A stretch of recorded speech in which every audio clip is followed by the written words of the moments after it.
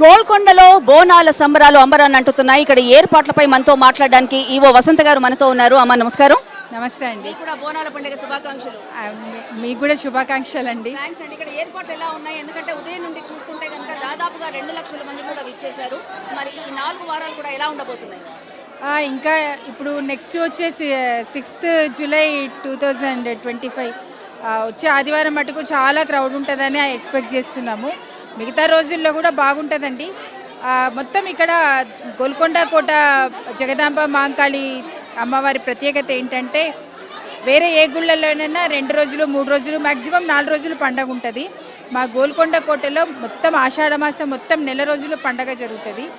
26వ తారీఖు నుంచి వచ్చే నెల 24వ తారీఖు వరకు బోనాల ఉత్సవాలు. ప్రతి ఆదివారాలు గురువారాలు కలిపి మొత్తం 9 రోజులు పూజలు జరుగుతాయి. ఆల్రెడీ ఫస్ట్ డే పూజ అయిపోయింది. ఇది సెకండ్ డే పూజ ఈరోజు. రాత్రి 9-10 వరకు కూడా మేము దర్శనాలు ప్రొవైడ్ చేద్దామని అనుకుంటున్నాము. అప్పటి పరిస్థితులను బట్టి ఇంకా భక్తులు ఉంటే అందరికీ కూడా దర్శనం కల్పించాలి అని మా ఉద్దేశము. చాలా భక్తులైతే వస్తున్నారు. మన అదృష్టం వాతావరణం కూడా అనుకూలంగా ఉంది కాబట్టి భక్తుల తాకిడి ఇంకా ఎక్కువ ఉంటుందనే భావిస్తున్నాము. అమ్మవారి అలంకరణలు అంటే ఎలా ఉంటున్నాయి? మేము ఇవి అలంకరణకు ఉపయోగించే గోల్డ్ అవన్నీ కూడా పాతకాలం నాటివండి.